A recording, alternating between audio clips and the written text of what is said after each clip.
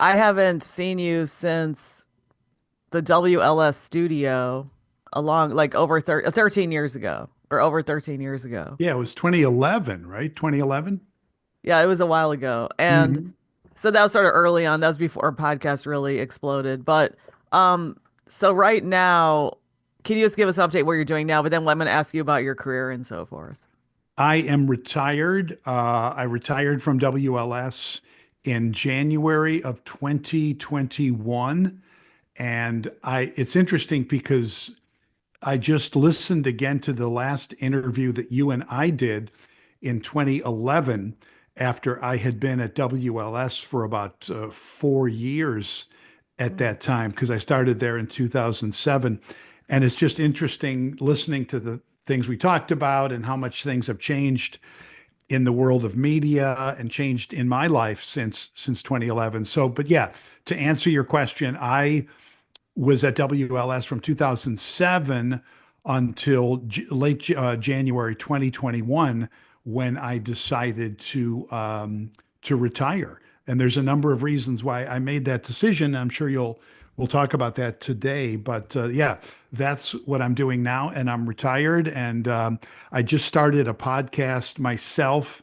It's called "What Does It Mean" with John Dempsey, and I've only done a few episodes, but I'm excited about that to kind of get back in the game a little bit, but on my terms, without the kind of deadlines and things like that that I had as a professional journalist. So yeah, I'm retired. I'm trying to get better at golf. I'm trying to exercise, lose weight, read books. I do volunteer at a food pantry, just to kind of do something to give back, and that is kind of what I'm doing now. And so, well, let's talk about your podcast. What's it about? It's just current events, news things.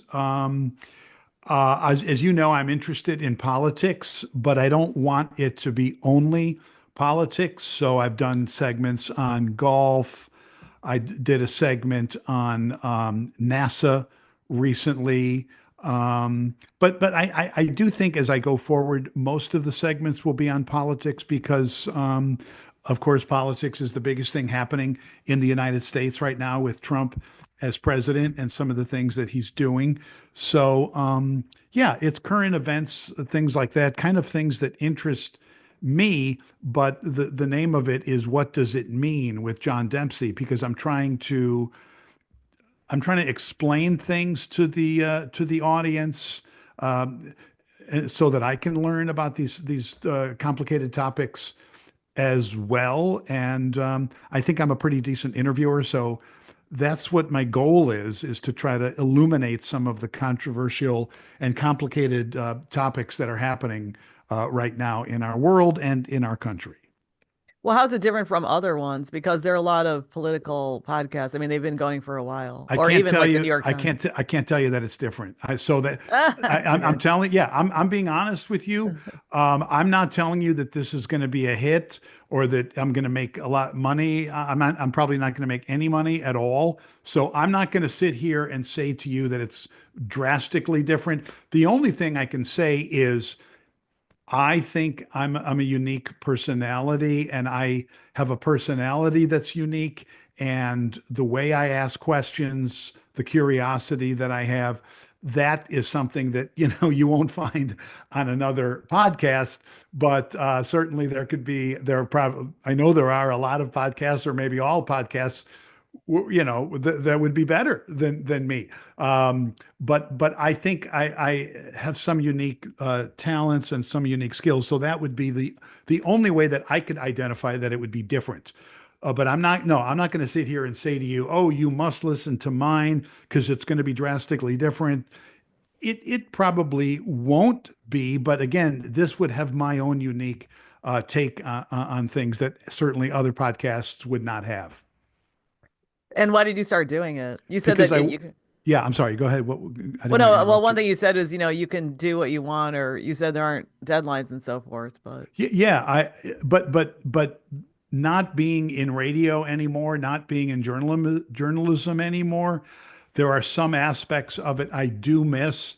And I've always enjoyed interviewing people and finding out about them and what makes them tick and things like that. And, having them explain a complicated subject to make it more understandable to the listener. And that process is enjoyable to me. So between the time I retired and the time I started doing this podcast, I wasn't doing that. So I didn't have that kind of enjoyment in my life. So that would be my answer to you as to why I started to do it. Does that make sense? Yes. Yeah. And so what's retirement like after having this long successful career, which we will discuss? Um, Sometimes it gets to be kind of boring, quite frankly. But I try to stay active and stay engaged. Like I say, I try to read. I take some kind of adult education classes, things like that. I do play golf. I'm trying to get better at golf. I try to exercise. So it's not as stressful as work because, like I said, you don't have deadlines and things like that. And there's a lot of things about my job at WLS that became pretty stressful in the later years. And so that stress is absent from my life now. So I'm happy about that. So to answer what is retirement like, it's just a lot of freedom to do the kind of things you want, to travel and things like that. My wife and I like to travel, so yeah, those are some of the things that I do in retirement now. What's it like to have unstructured time after? It can be a challenge. It can be a challenge because as you probably know, everyone needs some structure in their life, and um, you could sit here and say, "Oh, I fantasize about the day when I can retire." And that's a good fantasy. We should all have that as a goal of ours, but it is important to have some structure in your life. And that goes back to the question you asked me about why I decided to do a podcast. It's to give my life a little bit more structure and have more to do because structure is important. There needs to be a balance between constant structure, constant stress, every minute of your life being scheduled and then having nothing on your schedule. I think there needs to be a balance between those two things, and that's the kind of thing that I'm going for. Hmm. And so let's talk about you said you decided to retire. Now, sometimes people don't want to discuss why, but it sounds like you do. Can you say why? Well, COVID had a lot to do with it because I was living in a high-rise apartment in downtown Chicago when COVID hit, and my wife and I had recently moved there from Lincoln Park, where we had sold our condo, because we had been thinking about just changing things up and trying different living situations. And when COVID hit, as you remember, it was a complete disaster. In down, I'm sorry. Go ahead. Were you going to say something? No, I'm laughing because I live in downtown. We go ahead. Yeah, I mean, I felt like I was in prison. You couldn't go to restaurants. You couldn't go anywhere. And then the George Floyd riots began happening, and downtown was like a ghost town. And there's all these boarded up buildings and things like that. And I just felt like this is not the way I want my life to go. And then you add that to the stress of Trump being president. And I know what that was an election year in 2020. But I can admit to you now, I couldn't admit this to you when we talked in 2011, but I despise Trump. I think he's one of the worst things that have ever happened to this country and this world. And having that view on WLS and having to suppress it, because I had to suppress it because I'm a journalist, I'm supposed to be unbiased. And I was unbiased in the way I covered him, but we can talk about that later. But at any rate, I just thought I don't know when COVID's going to end. I don't know when I don't know if Trump is going to beat Biden or not. This could go on indefinitely, and I want more out of my life. So I made the decision at that time to retire. Does that make sense? Yeah, of course. So so let's just talk about, when you're doing journalism and you have to, I think we discussed this a while ago, but when you're doing journalism and then you have to suppress what you think and so forth and be objective, how do you do that? That's a really good question. I'll try to answer it without rambling too much, but You could you, ramble. It's your time. okay, you have certainly heard over the years people, especially conservatives, talk about the liberal media, right? Um, and I think studies have shown that most journalists are liberal. They vote Democratic. They have liberal views. Okay, so I admit that is a true thing. The question is, does it influence their reporting? And I use the analogy, if you are, let's say, Margaret, you're a conservative and you live next door to a liberal, and you go to work one morning and then your house starts on fire. And so your liberal neighbor calls you and says, "Hey, Margaret, I got to tell you, you better come home from work because your house is on fire." You're not going to not believe him because he's liberal. He's giving you information that is true. And so that would be the analogy I would use when you're talking about the liberal media. Don't look necessarily at the fact that the reporter might be liberal. Look at the fact, is what the reporter is telling me true? For instance, Donald Trump won the election in 2024. That's a true statement.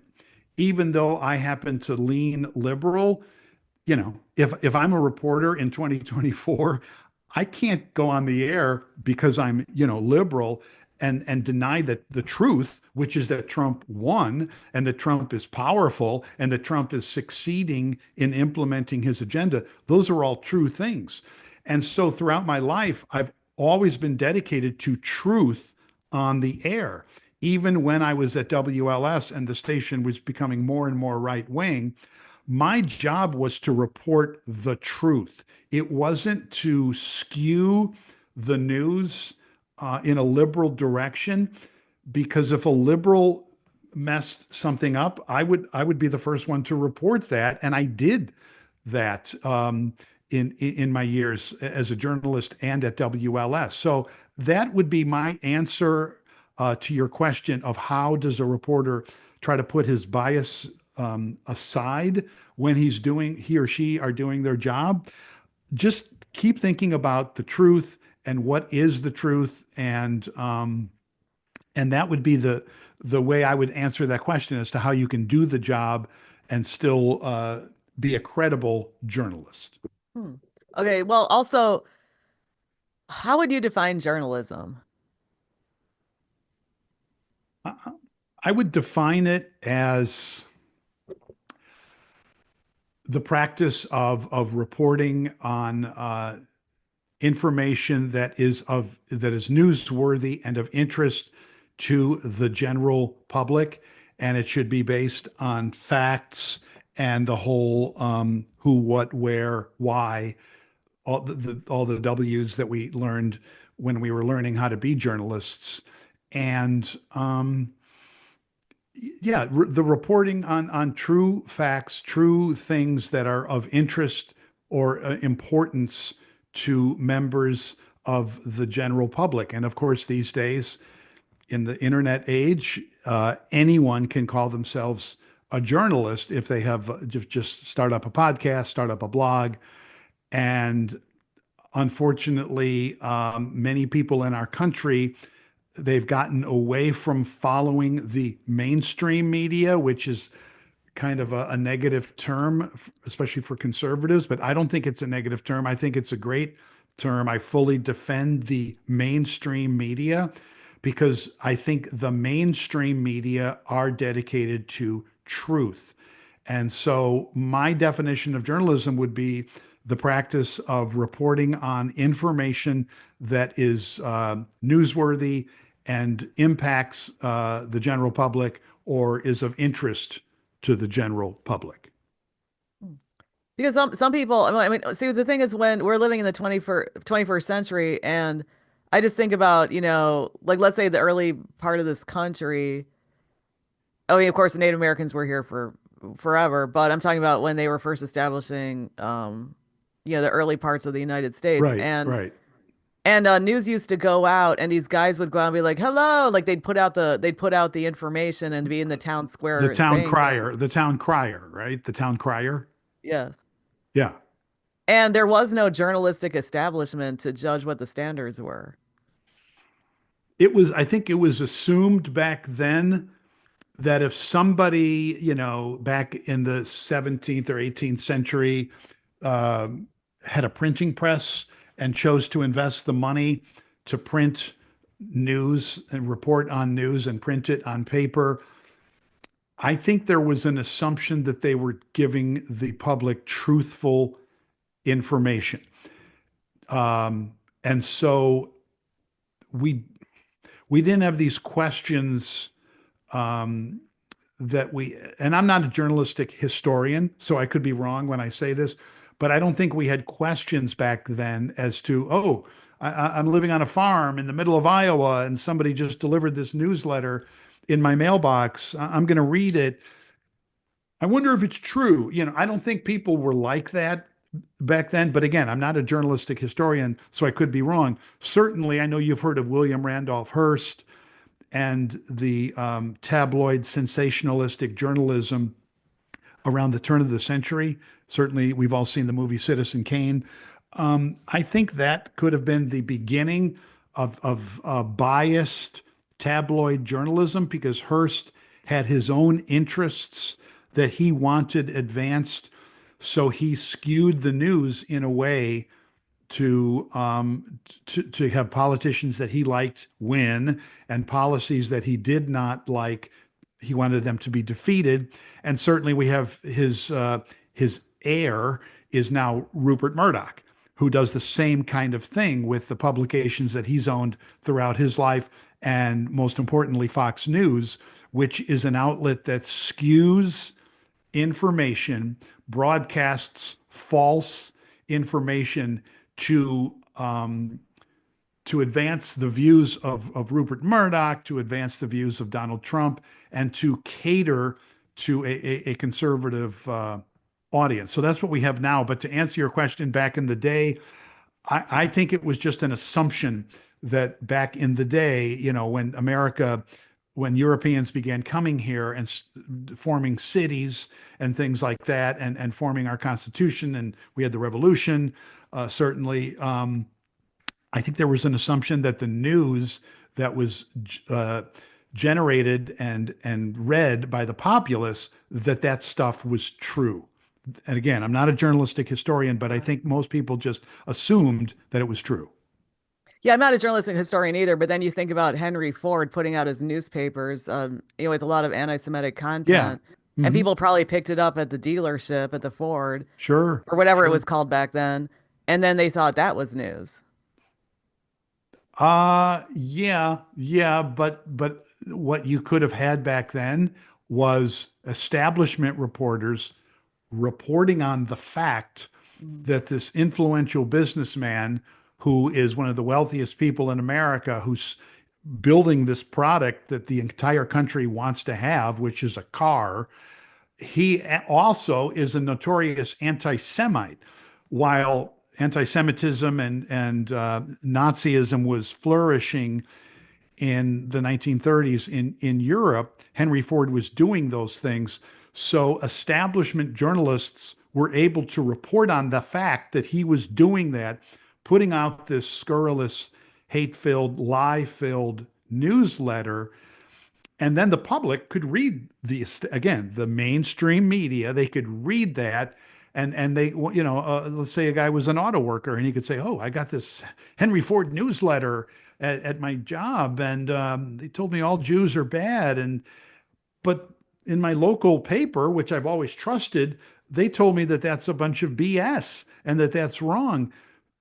Who am I going to believe? And so I'm again, I'm not a journalistic historian, but I think back in that time, establishment journalists were able to report on the fact that Henry Ford, A, is a noted, proven anti-Semite, and B, is putting out this newsletter that is filled with false, hateful, anti-Semitic information.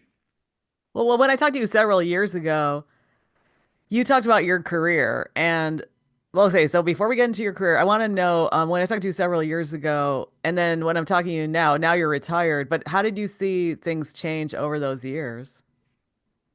Well, Or did they change? we had the mainstream media when I started, when I graduated from college in 1982, Southern Illinois University, Carbondale. And my first job was in Galesburg, Illinois, making $185 a week. And back then we had three networks.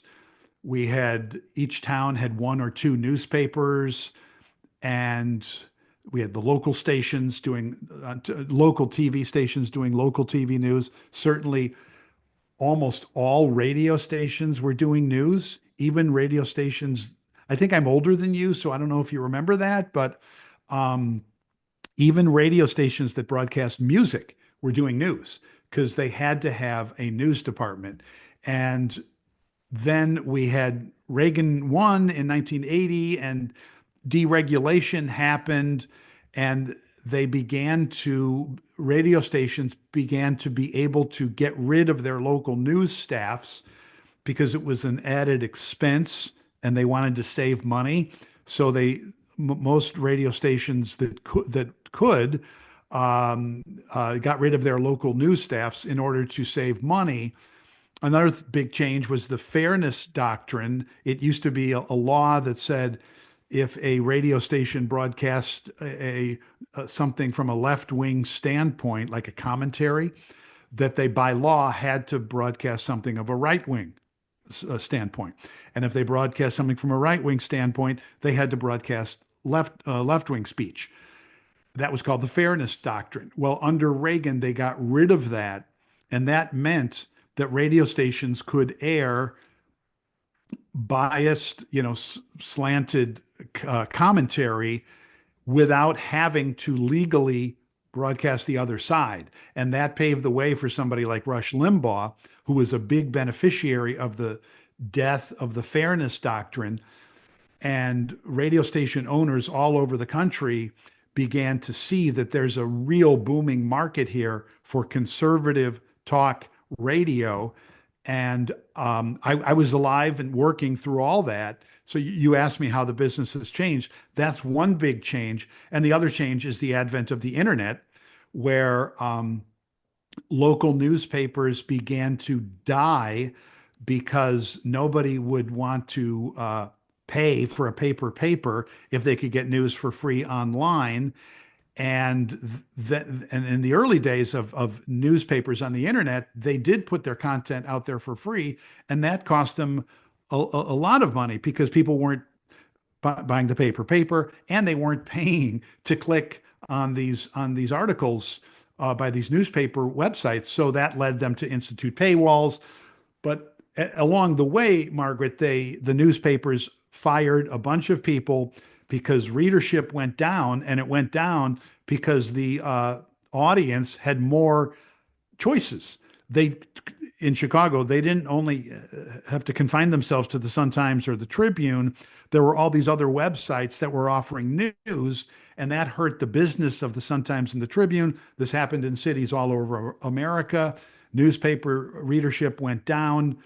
Readership towards these alternative websites went up, and that really devastated the newspaper business, and it devastated the radio business because many radio stations no longer had to do news. Right-wing stations were skewing further right-wing as the Republican Party in America was becoming further right-wing, and it was just a big, big change in the way our industry operated. So those I would answer your question. You asked me what were the biggest changes.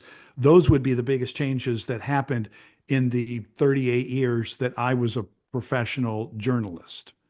So what was it like to see all that and experience Depressing. it? It was very, very depressing because, as I said, I got into this business trying to be dedicated to truth and reporting on the truth and having the resources to do the job, and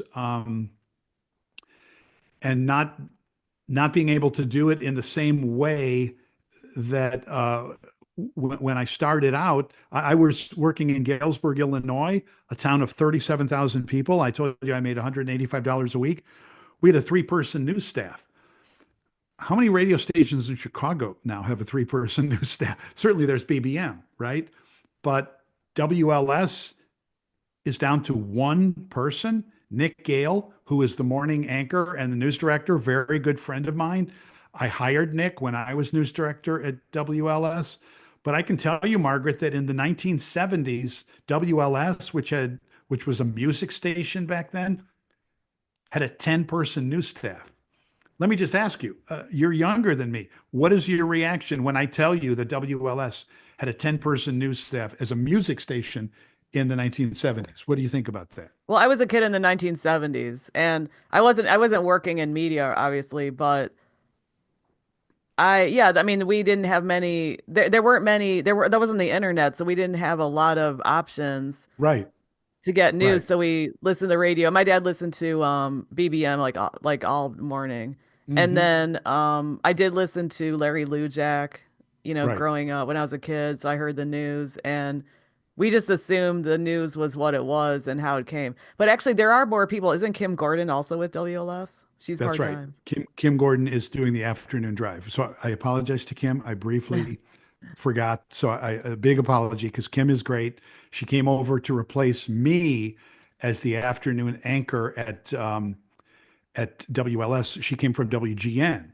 And Kim is fantastic. And the reason I think I made that mistake and forgot about Kim is that the afternoon drive programming at WLS, it always used to be local and now it's syndicated. I can't even tell you what's on there now. I know it's some right wing syndicated show.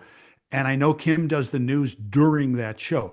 And that's why I briefly forgot about Kim because I realized in my head there's no more local in the afternoon at WLS. And I briefly then forgot that Kim is still there doing local news. So, Kim, I apologize. Well, and also, what's happening now in media is people have various outlets. So they might have a syndicated show, but it's not just terrestrial radio. They also have live streaming. They also have video. So I Mhm. think some of those shows are online as well at the same time that they're broadcasting. True. That's a good point. Yeah. That's a really good point. But yeah, well, when you started out though, I mean, when you were in radio, it seems like, as a profession, obviously, but also it seemed like that was the only way to report news. I mean, that you had to be hired by somebody who favored you or thought you were good. And nowadays, anybody can do it. So they can, if they find news in their local area, they can take a phone and report it. True. And True.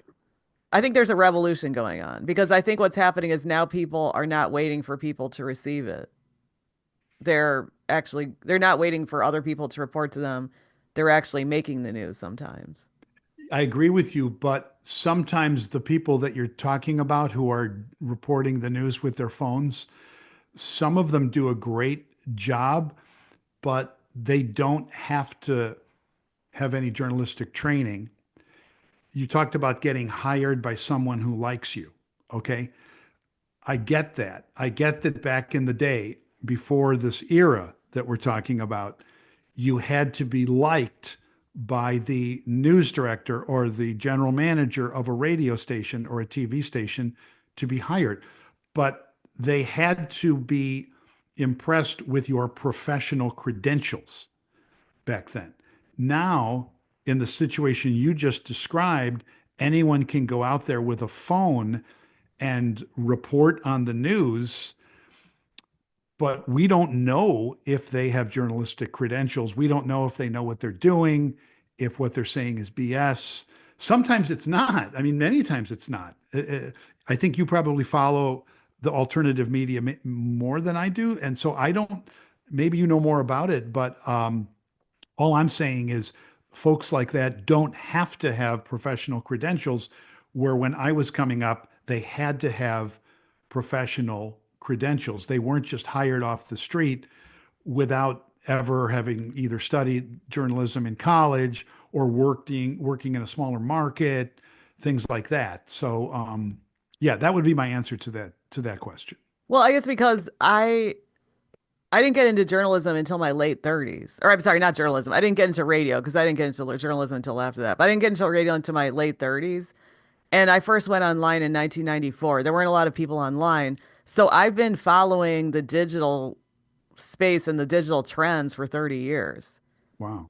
So when these people came in, I remember when blogs, I still have a blog, but I remember when blogs were starting, and then I'd hear some well-paid, highly paid Tribune people or whoever, and they would deride blogs. And one time I saw the Tribune, the head of the Tribune on the street, and I just said, hey, people have blogs and you should pay attention because you're paying people a lot of they're paying people a lot of money to have opinions in a column in a newspaper. And then there were these blogs from other people, and until the digital age, they were shut out of any conversation. So that's why I said there's a revolution going on. And I'm not saying it's good or bad. I'm just saying that now the average person has the tools as opposed to the gates being closed to them. I I completely understand what you're saying, and I completely agree with what you're saying. And I think that it you just said it's neither good nor bad, and I agree with that as well. Well, I'm not like I don't want to I judge it, but yeah, yeah, go I ahead. don't want to judge it either. So if I'm saying to you, oh, everything has gone to hell, it's not as good as what it was back in my day, I don't want to come across like that because you did use the word revolution, and sometimes a revolution is a good thing. And maybe journalism had become fat and sassy and they needed to be shaken up. And certainly there's a lot of great bloggers out there doing great, great things. All I'm saying is back in my, and again, I sound really old, but back in my Well, day you're not before, that old. How old are you? okay, I'm 64. Okay, well, you're not that old. Okay, so Okay. my husband's older than you are, but go Okay. ahead. Okay. Back in my day, no, but back in my day, before this era, before the revolution that you're talking Yeah. about, I don't think somebody like Donald Trump ever could have been elected president because he has thrived in the era of misinformation, false information, and lies by these alternative sources of media that have sprung up since the advent of the internet. And I think it's horrific that he's our president and that he's running our country. I'm telling you, I don't think he could have done this with his, zero experience as a public official back in the day before we had all of these alternative sources of media. So I don't want to come across and criticize all alternative sources of media because a revolution sometimes does need to happen. But I just think it's really sad when you've got voters who are going out to vote in this country, voting for him, believing things that are false. And I think that's really depressing. And I'm just saying that generally wasn't happening back before this revolution of the digital age. But I do agree with you, Margaret, that there's been a lot of great things about the digital age. Does that answer make sense? Yeah, I'm just surprised that you're so honest, but I think it's because you're retired. You think so you think if I wasn't retired, I'd be dishonest? Is that what you're saying? No, you wouldn't be honest. You wouldn't be dishonest. You would just be more guarded. Well, yeah, like I remember you asked me because I listened back to our 2011 interview because it came up in my memories thing on Facebook. So I clicked it and it appeared on my page now. And I listened back to it and I thought you did a great job interviewing me in 2011 and it was great. But there is one area where I was dishonest. And I'll tell you that right now. You asked me and this was 2011. So it was after Rod Blagojevich had been indicted, kicked out of the governor's office, impeached, gone to trial. I know he had two trials, I believe. I think the first one was a mistrial. And I can't remember right now, Margaret, if his second trial had happened by the time of our interview. But the truth is, as you asked me in that interview, Blago had a talk show on WLS.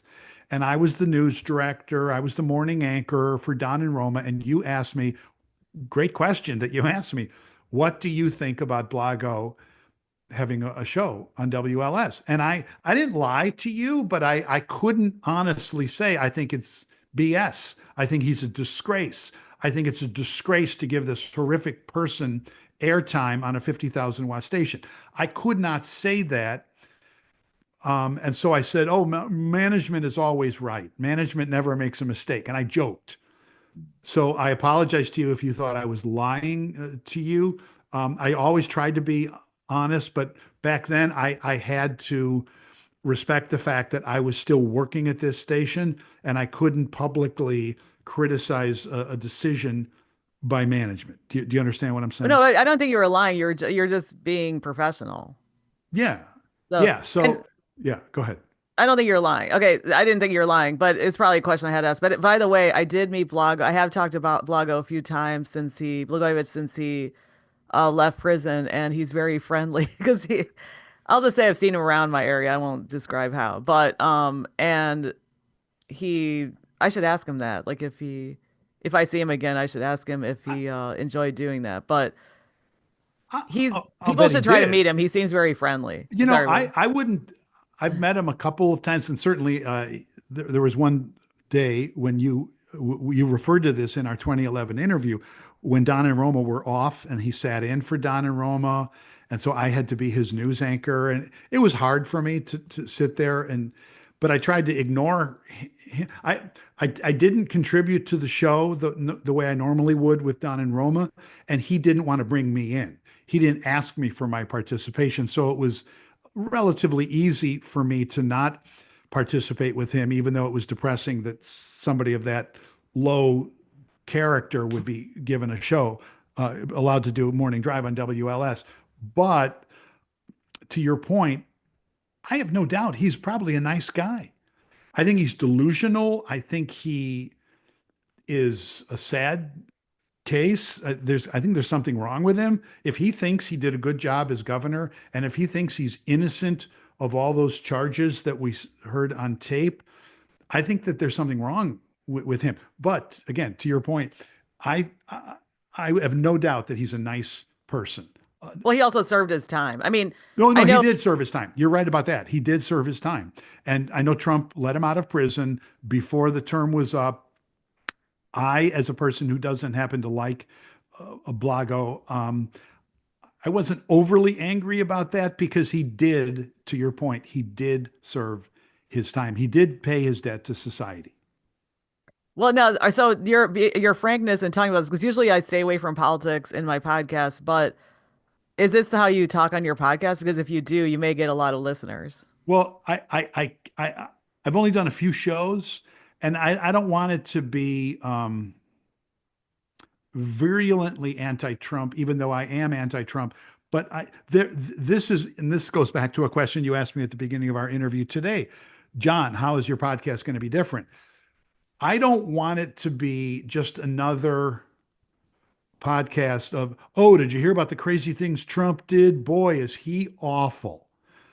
I don't want it to be that. I'd like it to be, here's a crazy thing Trump did. What could be the effect of this? What is it likely to happen? How long will it last? How badly will our nation suffer? Is there a chance we won't suffer at all? Is there a chance we'll get through this? Those are the kind of questions I'd like to explore rather than just a recitation of all the insane things he did in the past week. Um, so you asked me, is this what my podcast is going to be like? It'll be certainly more open and honest than if I was still a news reporter. Because again, I don't think, as I said to you in that 2011 interview, I didn't disclose to you my political leanings. I said I'm practicing journalism. I'm trying to do the best job I can as a journalist to report the truth. And now I don't have. I'm going to be fair if this podcast succeeds. I will be fair to Trump, but I don't have to kowtow to him. I can, and as a retired journalist, I can state my opinions, which you're really not supposed to do as a professional working journalist.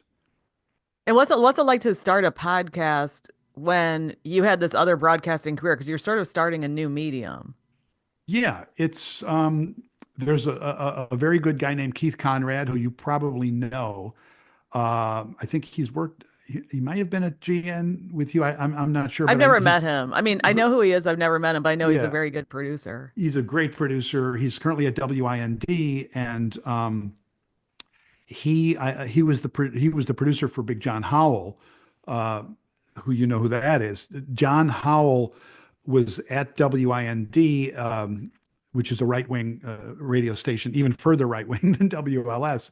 And that was from 2006 until 2015. Howell was there doing mornings. He did it with Cisco Cotto, and then he later did it with Amy Jacobson. And then WLS lured Howell over from WIND in early 2015 when they fired Dan Proft and Bruce Wolf. And so Howell brought Keith Conrad with him in 2015. So Keith recently came to me and said, "Do you want to do a podcast? This is how it would work." He said, "I'll do all the work. I'll set up all the Wow. guests." He sends me the Zoom link, and all I have to do is set up my mic in my home here. And so, yeah, it's not that difficult. I just have to prepare for the interviews, but I still have my life and my retired life. But as I said earlier, it's a way for me to keep the intellectual muscles going by you know boning up on these topics and interviewing people who are experts in these different topics. That's really great that you have such a great, experienced professional working with you who also has a track record because it makes it a lot easier. Yeah, I don't think I would have been able to do it without Keith because he's very well connected and he knows how to set these things up. And I don't even think this is costing him any money. He would like to make money off of this. He's also got John Howell doing podcasts, and So is he like you know, creating a network? I think he is. I think Keith is trying to create a network. Yeah, and so he would like to make money from this. Um, Obviously, he'll split the money with me if there's money to be made from my show.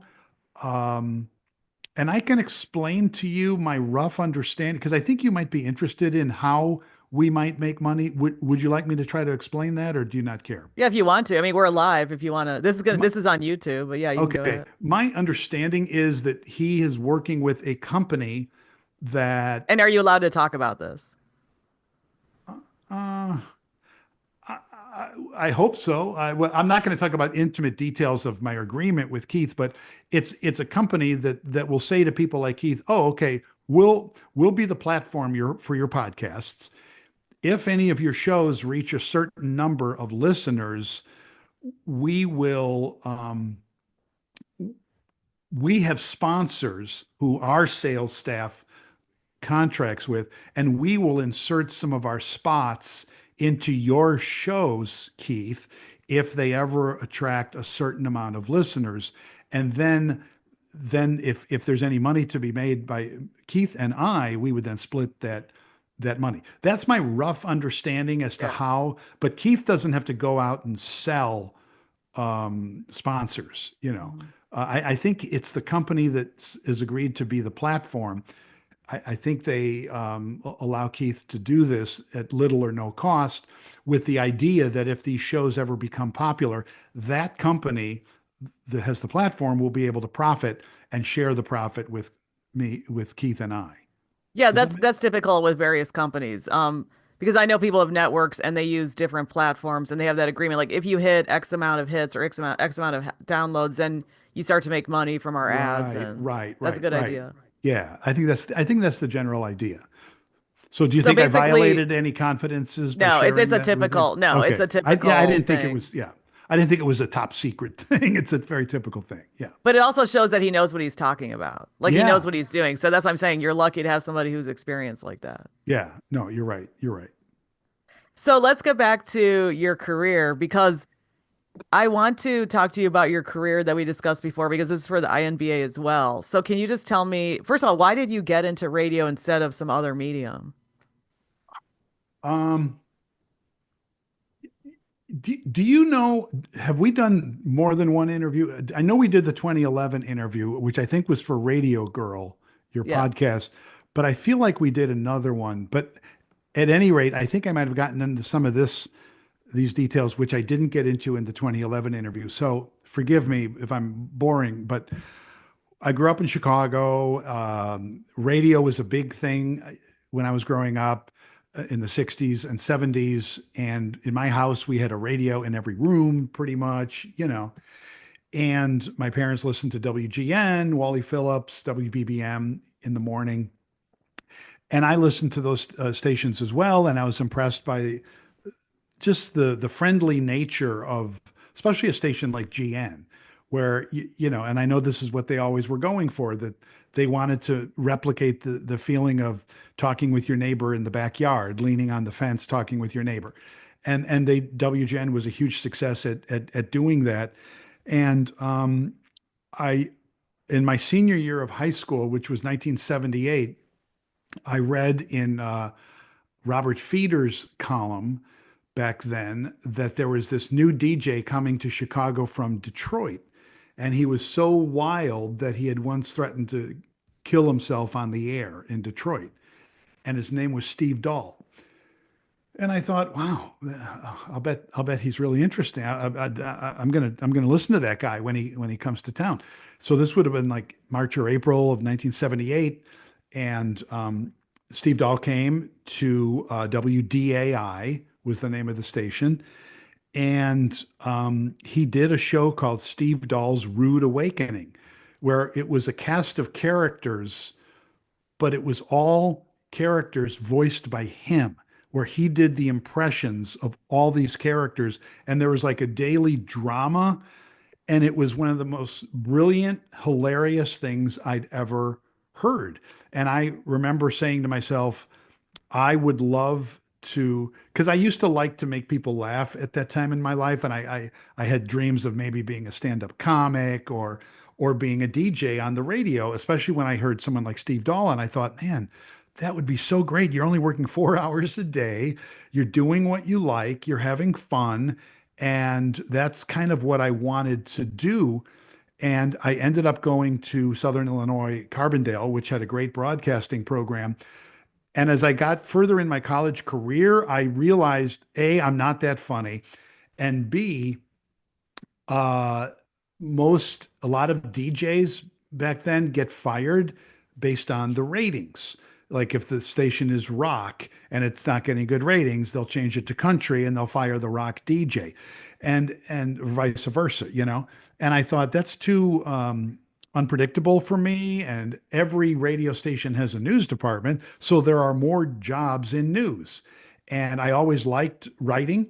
I always liked politics, and I like the idea of being on air. So news was a way for me to exercise those muscles of writing, curiosity, politics, and I was able to start working in radio news from the time I graduated from SIU Carbondale back in 1982. So that's my answer to you as to why I went into news as opposed to pursuing being a disc jockey. Okay, I do want to say that we did talk about this. You didn't talk about it live, but I did interview for you for the INBA 3 years ago because I Okay, just three looked it up. years. Yeah, Yeah, yeah, yeah, yeah, right. And this is an update, but I well, I did because I'm looking at the description now, and it says, you talked about your career, and then you talked about writing and so forth. But the yeah, new thing with you, and we didn't bury the lead in this interview, is that you have that podcast, so that's different. That's yeah. something new. Exactly. Yeah, But now, yeah. are you from the city? Where are you from in Illinois? I was born on the west side of Chicago. There's a parish called St. Thomas Aquinas. I think now it's called St. Martin de Porres on the west side of Chicago. And I lived on a street called West End, which is just west of Cicero Avenue near Washington Boulevard. And that's where I was born at Loretto Hospital. I hope I didn't say I was born at St. Thomas Aquinas. I was baptized there, but I was born at Loretto Hospital, which you can see on the Eisenhower when you drive west out of the city towards the Oak Park border. That's where I was born in 1960, and I grew up in the town of Maywood, which is a couple of towns west of the west side, west of Oak Park. And then in the mid 70s, we moved to Villa Park, which is further west in DuPage County. So I graduated from Willowbrook High School, and then I went to Southern Illinois Carbondale for my college. So primarily Chicago, western suburbs. And then when I came back to Chicago as a professional reporter in 1985, I lived in the city, in Bucktown, later in Uptown and Lincoln Park. What I noticed about was that how long did you actually live in Chicago, the city of Chicago? As an adult, No, I mean, in and no, I mean when you were born, because a lot of people say they're from Chicago, but then when I ask them about it, they're like, "Oh no, we moved out when I was two or whatever." yeah, I moved out when I was about two, one and a half, two. Yeah. So, but I consider myself a Chicagoan because I was born in Chicago. I was born in the city, and Maywood. I don't know if you're familiar with it, but it's Yeah, I've kind of been there. it's a gritty kind of a suburb, and it's got a lot in common with Chicago. So I Wasn't have it very no, Italian at one point? no, that was Melrose Park. Oh, okay. Yeah, Melrose Park is the town that borders Maywood. It had a big Italian population. I think there still are a lot of Italians in Melrose Park, but it's very Hispanic now. And Maywood was about 50-50 black and white when I was growing up there. But towards the years as before we moved, it became more and more heavily African American. And I know now it's maybe something like 70 or 80% African American, and it's got a substantial Hispanic population. I think Maywood does, and then maybe 5% white. I don't know that for sure, but that's my guess as to the demographics of Maywood. But yeah, I call myself a Chicagoan, even though I lived in the suburbs from 1962 until 1975. So that's 13 years, and then uh, 75 through 85, I was either in Villa Park or in college or working in downstate radio. So I didn't come back to the city until 85 and live the rest of my life after 1985 in Chicago. So what do you think? Do you like do you like living in the city or did you like living in the city more than the suburbs? I mean, what do you think? Do you think there's a difference? Um, well, now we're really burying the lead, Margaret, because I did move to North Carolina. I Yeah, I moved didn't ask you there. about that because I didn't know if you wanted to admit that publicly, but okay. Yeah, I will. Because last time I interviewed you for the INBA, didn't you were there and then something happened with like your phone died or something and then we had to Maybe, okay. maybe, but I moved from Chicago in when I retired because I said, as I said to you earlier in our interview today, things were really crazy in Chicago in 2020 with the George Floyd riots and the pandemic, and you couldn't do anything, and I wanted greener space, greener pastures, and my wife went to Duke, and she was familiar with the area of North Carolina. The older I got, the more I got tired of the cold winters in Chicago. So that is the reason that I moved. But I still love Chicago, and I do think as I've gotten older that I am kind of more of a suburban type person than a city person, even though I lived in the city constantly from 85 through the time I left, except for the brief period when I went to Kansas City, which you may know about. Um, but at the end of the day, I kind of like having a lawn and a backyard and things like that. And certainly you can have that in the city. But the way things have happened in Chicago in recent years, if you have that kind of a house in the city, it's going to cost a lot of money. Mhm. And the suburbs are more affordable. And so if I were to ever come back, I would want to live in the Chicago suburbs, I think, where the cost I think might be a little bit less than in a nice neighborhood in the city. Um, and then I would spend a lot of time in the city, hanging out, going to shows, going to plays, going to restaurants. But I think I hate to say this as a 64-year-old, I think I'm more of a suburbanite at this time in my life. Wow. Um, Because because I know you it's still funny because live I downtown. You're still downtown, right?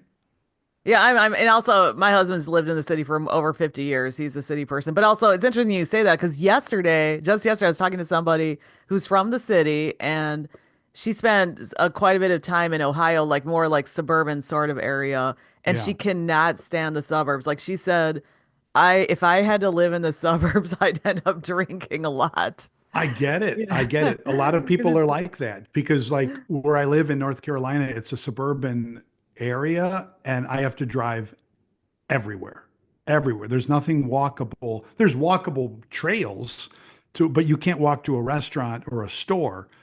Um, I guess there's like something 3/4 of a mile away from me. There's a strip mall that I could walk to, but um, I understand people who could only live in the city. But to me, and I've lived in Chicago my entire adult life pretty much. Again, if you want something nice or something safe, it's going to cost a lot of money. Let's say you want to live downtown, which is great. You're going to want to have maybe a high rise with a doorman or something like that.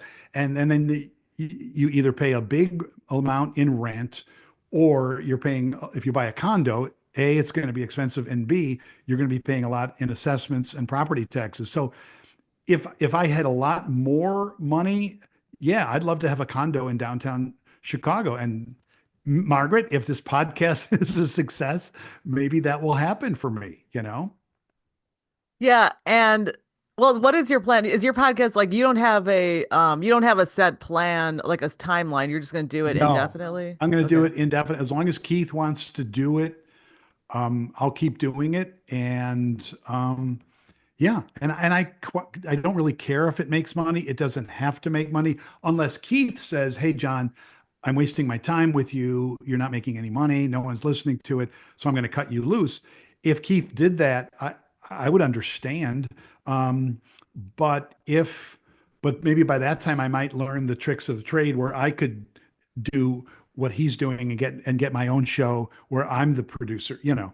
But yeah, I don't have a long-term plan for it. It's just kind of a fun thing that I'm doing right now, and I really like Keith, and we'll see where it goes. Yeah, and I was going to say also with your podcast, well, first of all, your views, because which I had no idea we are going to get into what your views are, because I usually avoid that kind of stuff. But what's it like to have those views and you're living in North Carolina? It's not Uh, exactly Chicago. no, but I live in a more of a liberal part of North Carolina. Um, so these views that and I don't go out and broadcast my views here. I don't have a bumper sticker or anything like that. Um, so yeah, the state of North Carolina, as you know, as you probably know if you follow politics, it's very important nationally because it is a swing state.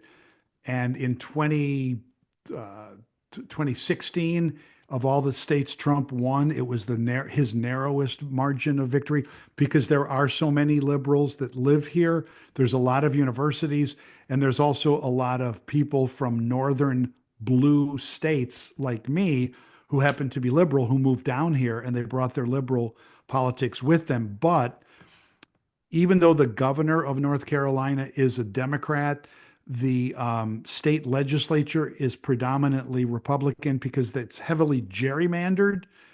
And so Republicans have an outsized influence in the number of legislative seats, both at the federal level and the state level.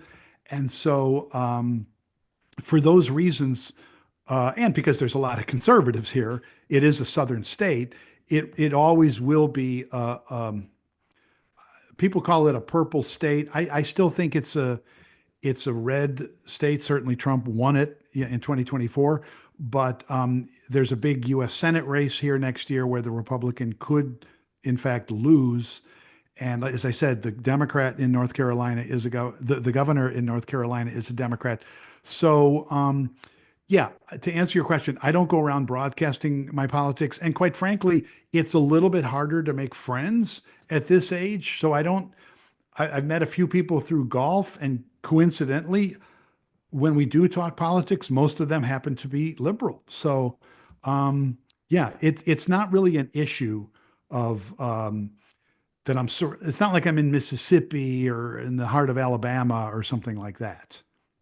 Because in Chicago, it is so blue. It's you rarely meet anybody who's conservative here, and It's just all around you. And I'm just wondering what it's like in North Carolina, but it doesn't sound like it's all around you. So Um, I miss Chicago, in a number of ways, and I do.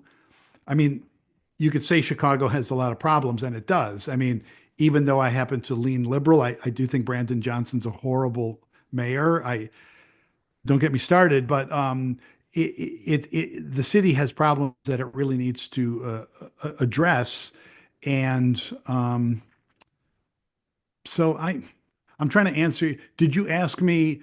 Do I miss being around a lot of liberals? Is that what no, I you mean, what asked? I was asking you is what is it like to have your views and live in North Carolina? Because, like around here, if you, let's say that somebody was a Trump supporter around Chicago, and then they're just talking about all this stuff, they really wouldn't find a lot of like-minded people here in the city. Right, right. And I see a lot of Trump bumper stickers around here, and it's certainly it's depressing, but I try not to let it bother me. But I do see a lot of Democratic bumper stickers as well. Because, like I said, I happen to be in an area of North Carolina that just so happens to have a lot of liberals. So the politics of North Carolina or the conservative tilt of North Carolina doesn't bother me too much. It bothers me a little bit, but it doesn't bother me overtly.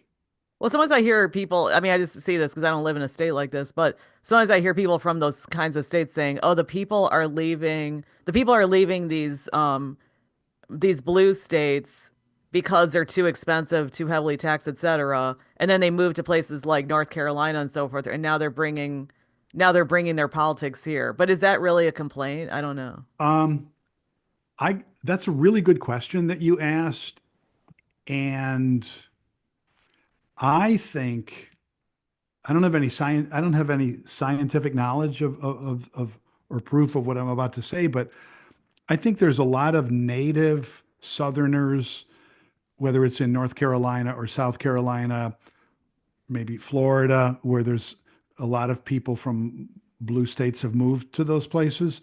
I think there's a lot of natives who grew up in these southern states that don't like all these Yankees moving down. So because it has made things more expensive here. It's not as expensive it is in Chicago here, but certainly home prices have gone up in North Carolina. There's been a lot of building and a lot of development since all these Northerners began moving down here in the past 10 or 20 years. And so I do think a lot of the locals might be bothered by that. There's increased traffic, but a lot of them also might be glad that their home value is going up. But I'll tell you something else that is an interesting thing.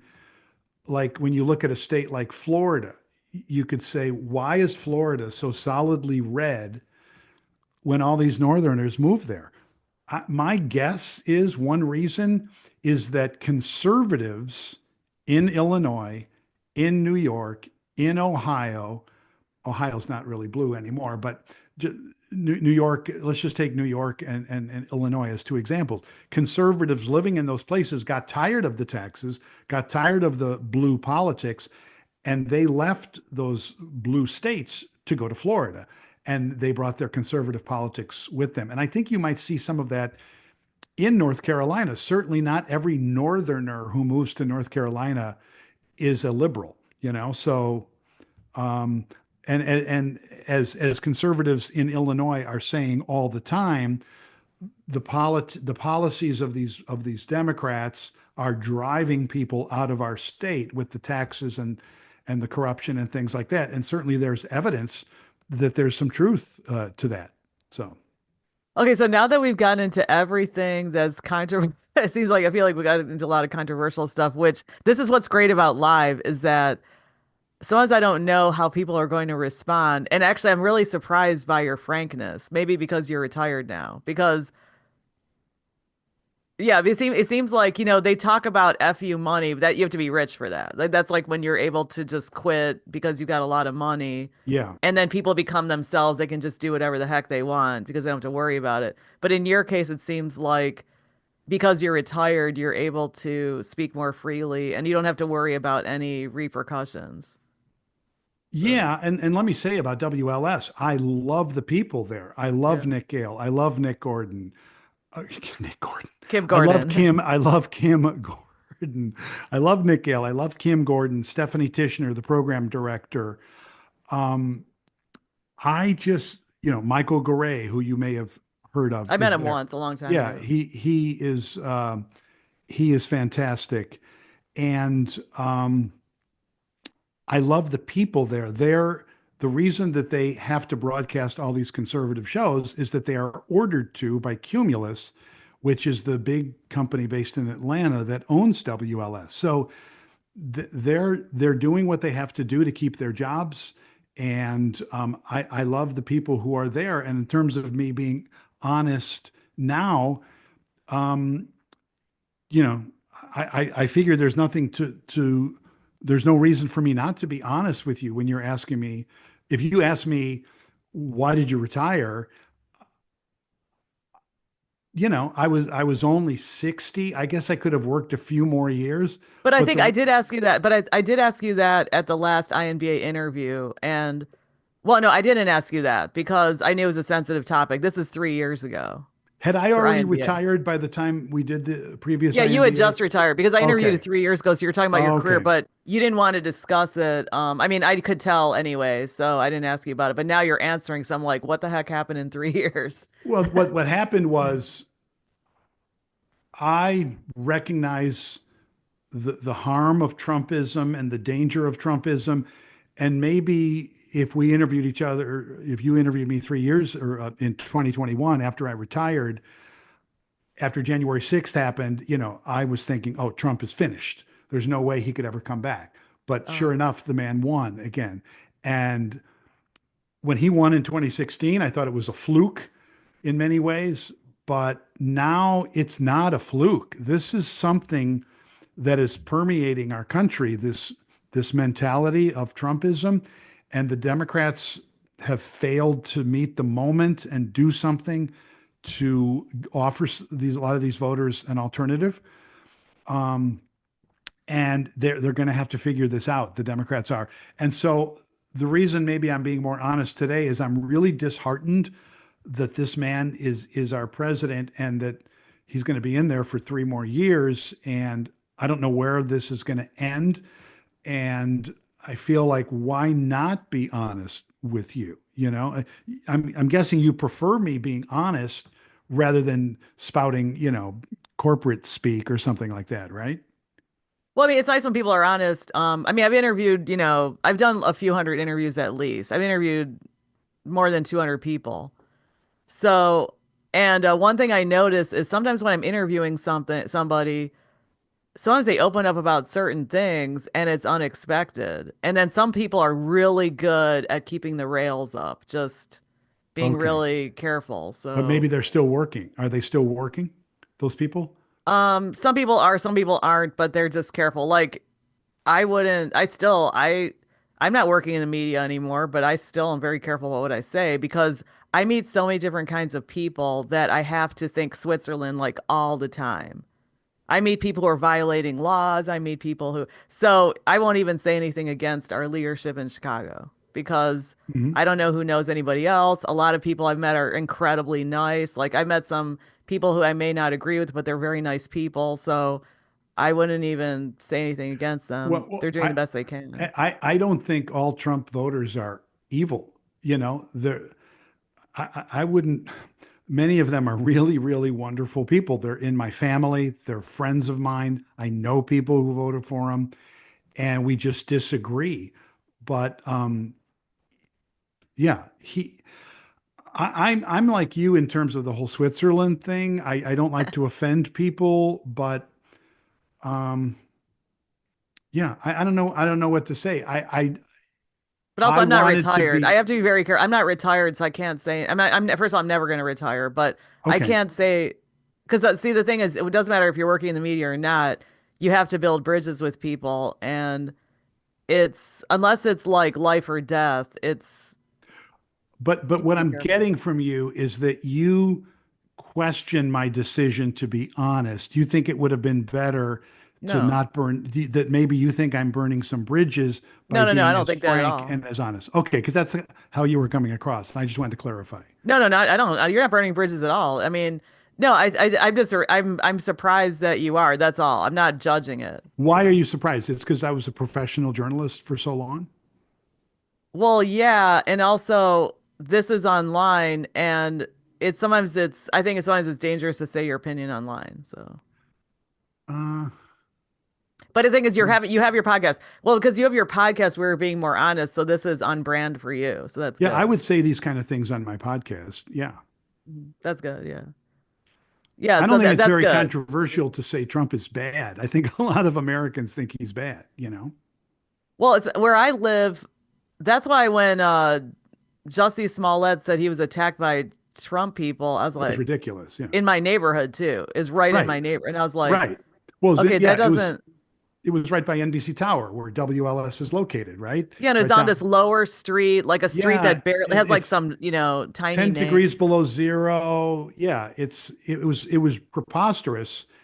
And I think And it was a Jussie street that's so Smollett, tiny and obscure yeah, that you why have to would go down there and find it. right? So, Why would anyone who is a pro-Trump be out in 10-degree below zero weather in that obscure neighborhood, and then they happen to come across Jussie Smollett, so they right. decide to do what they did, and then there's all these video and all this evidence that it's two black guys that he worked with on the show that he worked on for Fox TV. Yeah, Jussie Smollett But even is the the whole neighborhood, thing was like even preposterous. Chicago, there aren't a lot of mega people here. So I just thought when I first heard that, that doesn't really make sense. Like the location, the time, the weather, the fact that there are mega people here. I mean, I met some, but it's not the general culture here.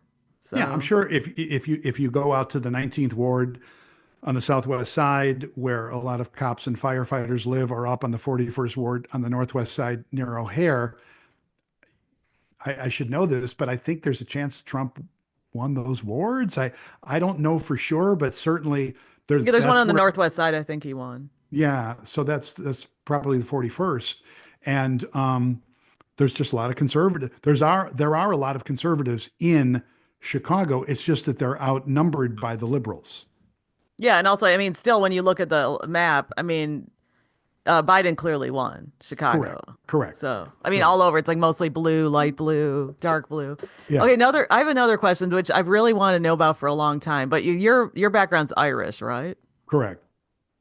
So, can you talk about that? As somebody who's Irish in name only, I mean, did that have any effect on, did the culture affect you in any way, A or? huge way. Yeah. My mother's from Ireland, so I was in Ireland as a baby when my mother took me back there in 1962.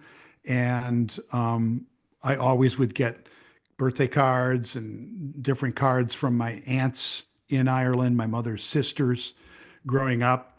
And my mom had four brothers that came over from Ireland in the 1950s. So they all had kids. They lived in different parts of the Chicago area, and we would always get together for these huge family parties. And my uncles all had these thick Irish brogues, and their wives were all from Ireland. And all my cousins certainly were American, but yeah, the Irish culture was a main part of my life growing up. And then when I was an adult, I guess I would have been 29 years old when I went back there for the first time as an adult since I was there as a baby. And before that, a lot of my Irish cousins had come to America to visit, so I had gotten to know them. I had a cousin who grew up in Oak Park who was ordained a priest in 1980. And many of my cousins from Ireland came over for his ordination in 1980. So I met them for the first time then. And so over the years, I had met a lot of my Irish cousins who had come over to Chicago to visit. But when I was 29 years old in 1989, I went there for the first time for my one of my cousins' weddings, and I met all of my cousins, and it was just so wonderful to have this connection to this other country, which is such a great place, and it's so friendly, and it's so peaceful, and it's so beautiful, and it's just so down to earth. And so since that time in 1989, I think I've been back to Ireland at least 10 times. I go every few years. And I Are was you a just dual there. citizen? Yes. I do have dual citizenship because my mother was born there. So yeah, I do have that. So would you Uh, ever, so do you put the flag online or not? American and Irish flag. Online, you mean my Facebook profile or something like that? No, no, I don't have any flag. I don't have any flags on my Facebook profile. But yeah, I love Ireland. I always will. I will keep going back there. And yeah, Well, so how would you said Irish culture? Like, how would you describe Irish culture? Because a lot of people who came here, they came in, of course, during the potato famine. Their can I ancestors did. can I just interrupt? Someone's ringing my doorbell. Are we in fact live? Yes, I we can. are.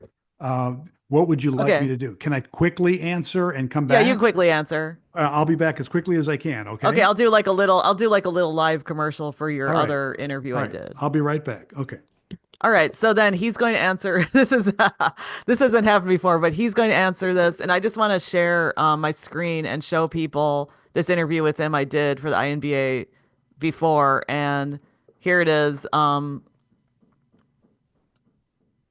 Here's the live stream. Here's the thing, and it's the INBA interview that I did with him. And let me hold on a second, just please. And I interviewed him 3 years ago. So it says a graduate of Southern Illinois University and a Chicago native, John Dempsey stayed in Illinois for his entire reporting and anchoring career. He worked for several years at WLS Radio after working at WBBM News Radio, WJOL in Joliet, and in public radio at WSIU in Carbondale and WBZ in Chicago. He also was a TV reporter in Chicago at WFLD, which is known as Fox Chicago. He talks about broadcast writing, what he's learned in his almost 40 years in broadcast journalism, advice he has for journalists, how he thrived in a competitive business, and more. And we did this interview through Zoom a few years ago. And I suggest you go to soundcloud.com/Illinois News Broadcasters, or you can also go to inba.net and I will show you that right now. IMBA.net has a lot of good information. And here it is. This is well, recently they had the conference convention, and there's a lot of information here. But here, if you go up here, it says IMBN podcast hosted by Margaret Larkin. You can see that, and then you can scroll down. I've done several interviews, and if you scroll down, you can find this previous interview I did with John, which was I just scrolled down a while, but here he is, John Dempsey, longtime Chicago and Illinois radio reporter and anchor. So that's where he talked about his career advice, and it's a very good interview. And then previously, I did an interview with him at podcast.radiogirl.us. You scroll down and you can see his name. And this was the one that was in 2011. And it's John right here, John Dempsey. And this is the one I did with him when he was at WLS. I went to WLS and I interviewed him in the studio.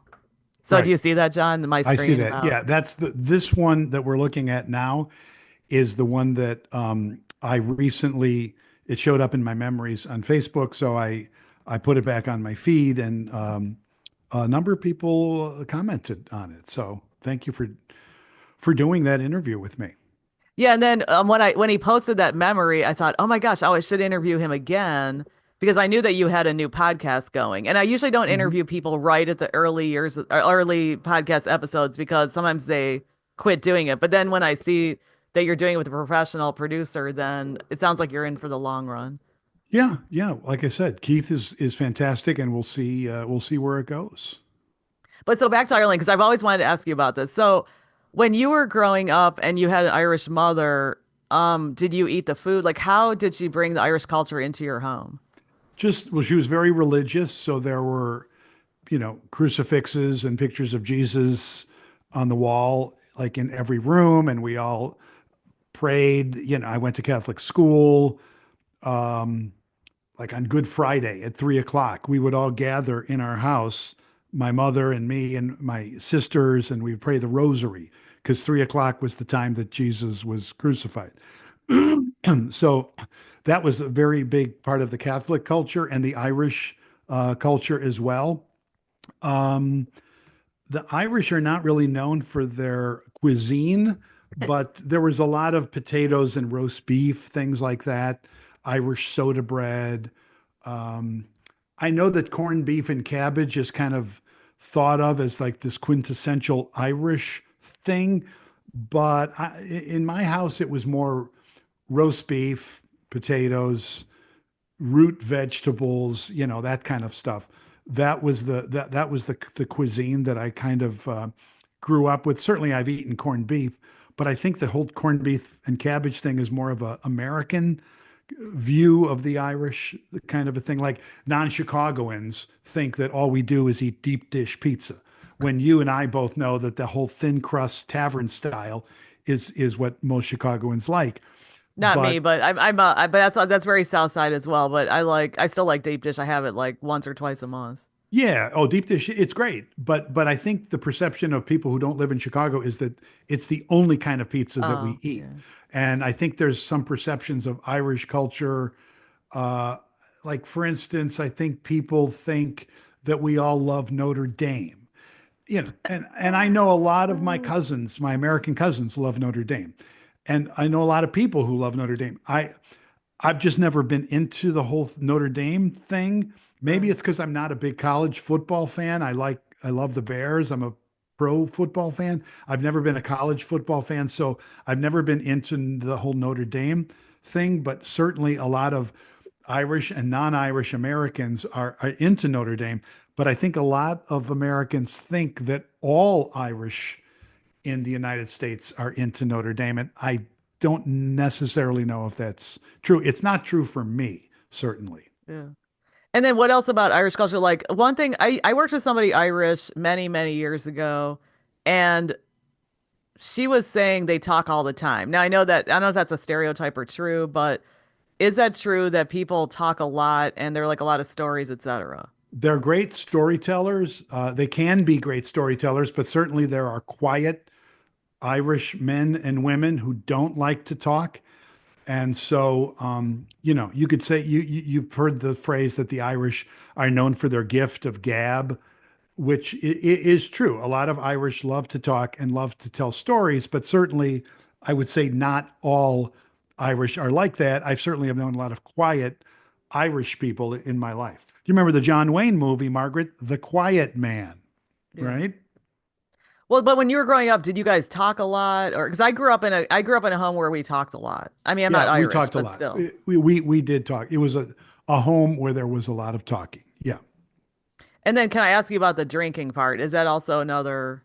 It's true that the Irish, many many Irish like to drink. That is a true statement, but it does not mean that all Irish drink or all Irish are drunks.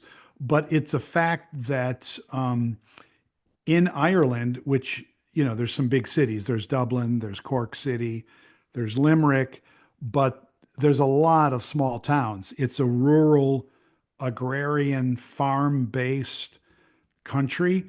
And in a lot of those small towns, the central gathering place, in addition to being the church, is the pub. And so a lot of these small towns always had not just one pub, but more than one pub where the locals would gather and they would talk and they would visit. And it was a great, great tradition in Ireland, the country Irish pub. And I've been in my share of those kind of pubs in my life, going there. And so I think that could have a role in the drinking stereotype of Irish, because pub life was so important to them. And but I will say to you that in recent years, certainly since I've begun going to Ireland in the past 35 years, they really have been cracking down on drunk driving. The police have, and they call them the Garda over there. Garda is Gaelic for police, and a lot of Irish pubs have died because people don't want to go into town, drink, and then get behind the wheel. So they'll just maybe drink at home and watch TV or watch Netflix or something like that. And so a lot of the Irish pubs have died over the years. But so, yeah, I would answer your question by saying certainly many Irish like to drink. Some Irish drink to excess, but certainly not all Irish drink to excess, and not all Irish drink at all. So for the Irish pubs, I want to go there sometime. But for the Irish pubs, can you be not what's it like for a non-Irish person to walk in there? I mean, would people talk to you? They may, if it's a really, really small town and really insular, they may not be overly friendly. It kind of depends on the town, but certainly you will find pubs where people are friendly and will talk to you. But if you walk in and you say, "Hey, everybody, I'm Seamus McDonald, and my great great grandfather came from this town 150 years ago. I'm home. You guys all have to buy me a drink. Here I am. I'm back in my roots." They would be laughing at that person because they see a lot of people like that who come from America who are trying to trace their roots. So I would say if you're an Irish person trying to trace your roots, go to the pubs, but be kind of low key and don't go overboard with it because the Irish have they've been seeing this for years. Americans coming over, trying to pretend to be more Irish than they are, and they call them Yanks. So it's kind of a derogatory term, I think, to call the Americans Yanks, but certainly they call me a Yank because I am. Um, but they are friendly. They will talk to you in a pub, but just you know, read the room is what I'm saying. Read the room as you go in and look at their faces and just soak in the atmosphere that way. I would say. So people have done because I've heard that where people go back for like let's say Irish Independence Day or whatever it is, not Irish Independence Day, St. Patrick's Day. And Yeah, then people say, I have met some Irish people who say Americans go, they're like, hey, I'm Irish. And they're like, you're American. But have you right. seen That's that kind of exactly stuff? what I'm talking about. That's exactly what I'm talking about. Yeah. So when you first went there, when you go there even now, and then you say, and they hear your accent, they probably think you're a Yank, but then do you say something like, oh, my mom is from here? What do you do?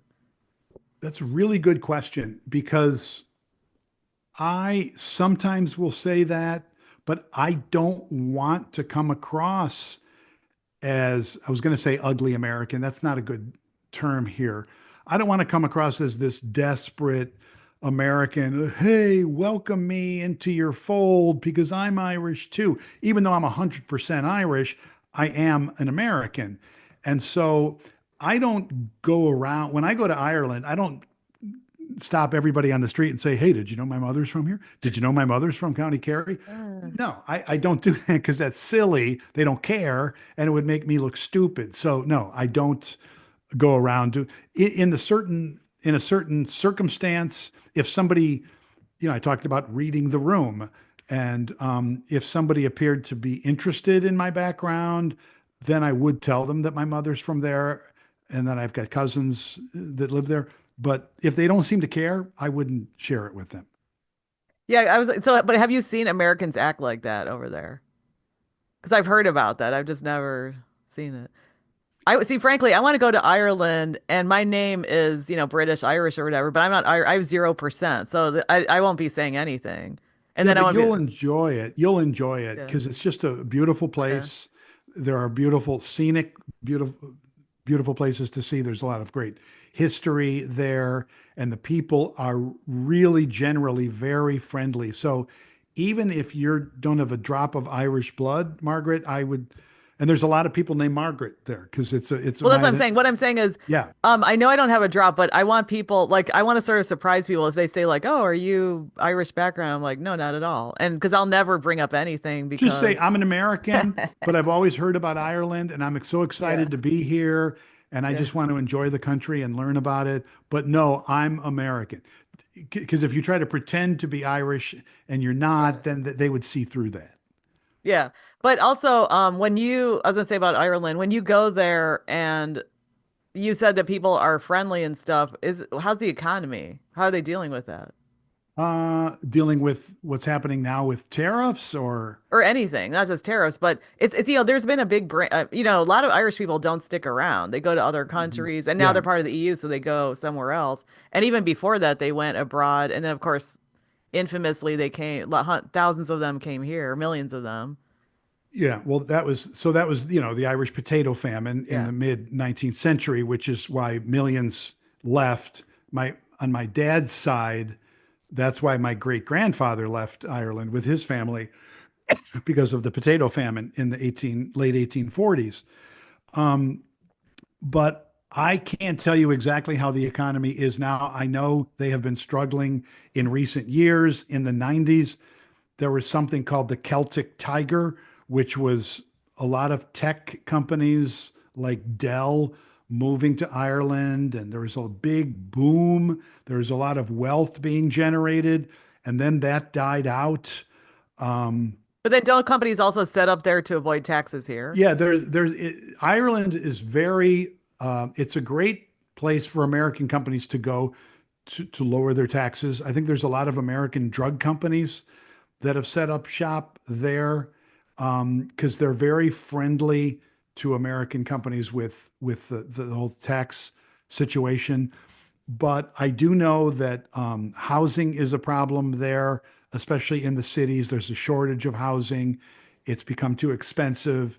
And I didn't know you're going to ask me about the Ireland economy today, so I'm not No, what I mean is, as what do up I on mean is it that as I should. But go ahead. no, not in the larger scale. But what I'm saying is, you're saying that the people have, they seem down to earth and they seem very friendly and so forth. So I'm wondering, they're like that despite the fact that maybe they're not all doing well. I don't think they're all doing well. No, I don't Okay. think they're all doing well. But the friendliness is a part of the culture. Even though there are quiet Irish who don't like to talk, that whole friendliness thing is a part of the culture. It's not poverty stricken, but certainly not everyone there is wealthy. But even the ones who aren't wealthy, many of them are able to still be friendly. Yeah, that's what I was wondering. Like they're friendly despite, I was just wondering how they feel about that or if they care. Because some cultures are not wealthy. They're even like actually very poor and they're still very friendly. So. Yeah, yeah. Now, what else about Irish culture? Because I want to ask you about because I know you've been talking about your mom for a while. So, Yeah, my mom was great. She came here when she was 29 years old in 1954, and she was from a family of 12 that grew up on this farm where my cousin still runs the farm. He has dairy cattle. So my grandfather was a farmer who raised dairy cattle, and he'd milk the cows every day, twice a day, and transport the milk into the creamery in the town. And now my cousin, his grandson, runs the farm. And the situation is somebody comes in a truck and picks up the milk and puts the milk in their truck and they cart it off that way. So, but my cousin is still an active dairy farmer, and he's got at least one of he's got two boys. One of them wants to take over the farm when my cousin retires. And yeah, what was the question? well, actually, My mom? before the question, but Scott Childers says on Facebook's John is a very excellent broadcaster and an even better person. It's thanks to him that I was at WLS exclamation point. I love Scott. I mean, he's just one of the most incredible people you would ever want to meet. And he is a WLS historian. Nobody knows more about the history of WLS than Scott. And he lost his job. I think it was with the company that owns the river in Aurora. Yeah, I interviewed him after that. He actually won an Yeah, award. He yeah. won an award for, but actually now he's got So, another job. so yeah, he does have another job now. He's with the College of DuPage radio Yeah. station, WDCB, which is Yes. a pretty good NPR station in the western suburbs. But Scott had lost his job, and I had met him. I knew how great he was, and I knew he could do anything. I didn't know how much news he had done, but I just had this view of this guy that he could do anything. And I was the Yeah. news director, and we needed a fill-in news person. So I called up Scott, and he came in, and he was just he rock and rolled. He did news when we wanted him to. I think he did some substitute DJ shifts on WLS FM. He is just a unique Yeah. talent and just the nicest guy in the world. Yeah, and he also is an excellent broadcaster because I heard him on WLS doing news and so forth. And I think one time he even filled in for a host or more than Oh, yeah, once, he could do and that. He could be a host. He so did good. everything. Yeah, yeah. And I don't even know how much news training he had, but he did a great job for us. He was And he won fantastic. awards. Like he Yeah, won yeah, yeah, so that's cool. I interviewed him after he won the awards, so that's yeah, really cool. yeah. Okay, so yeah, so about Ireland. So anything else about Ireland and Irish culture? Because I find it very fascinating that you are first generation, because your mom immigrated here and Yeah. you've got dual citizenship, which a lot of Americans would love to have. Yeah, well, Like you can uh live there, you can work over there, you can do I anything. could do those things. Yeah. And again, that's because of the laws of Ireland and the fact that my mother was born there. Yeah, I love being Irish. I think it's a great country. I think the people are great. And I grew up in this Irish household where it was every day we were reminded that we are Irish. We're also American, but we are Irish. So yeah, I have nothing but good things to say about the Irish. Well, so how were you reminded that you were Irish every day?